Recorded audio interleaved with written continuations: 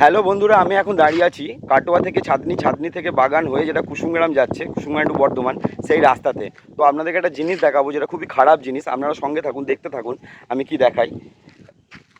দেখতে থাকুন, continue continue. এখন যেটা দেখতে পাচ্ছেন সেটা হচ্ছে কি, যে এইখানে যে চাষযোগ্য জমিগুলো ছিল, চাষযোগ্য জমি বিস্তীর্ণ এলাকা, হালদিপাড়া, ওই দিকটা হচ্ছে হালদিপাড়া আর এটা হচ্ছে নপাড়া। আমি যেখানে দাঁড়িয়েছিলাম নপাড়া, এর মধ্যেখানে যে চাষযোগ্য জমিগুলো আছে সেগুলো জলের তলায় চলে গেছে। তার কারণটা হলো এখানে যে খড়ি নদী আছে, হালদিপাড়ার ওপর দিয়ে বয়ে গেছে।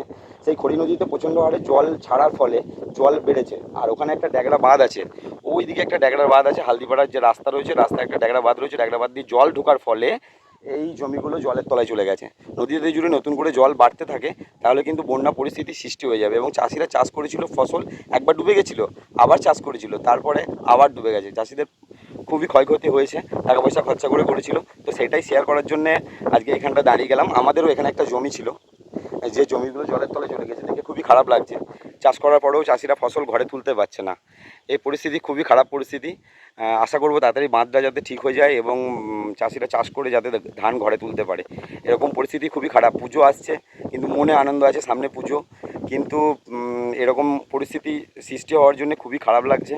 তো মা আসছে, মা সবারই ভালো করুক এবং এগুলোও যেন তাড়াতাড়ি সলভ হয়ে যায় সেই ব্যবস্থাটাও করুক।